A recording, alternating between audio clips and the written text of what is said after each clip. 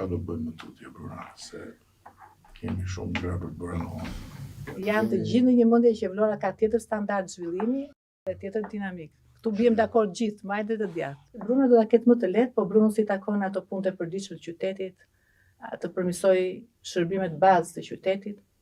Edhe i ka vënë vetes ca sfida që besoj fort tek stafi që do të ngre, edhe aftësitë e mia drejtuese, diku edhe intuita në drejtim, që të kemi një Vlorë më të pastër, pavarësisht se duket si një vetëm një fjali, po përmban një strategji që i duhet në qytetin turistik dhe që u përball në qytetin turistik me këtë problem. Pastaj do ta shikoj rruga e lagjes time, sepse lagjet e Vlorës kanë probleme të infrastrukturës të përditshme dhe të gjithë bashkë kemi nxjerrë një moto për Vlorën, që Vlora të jetojë 365 ditë me atë intensitet që jeton edhe në sezonin turistik.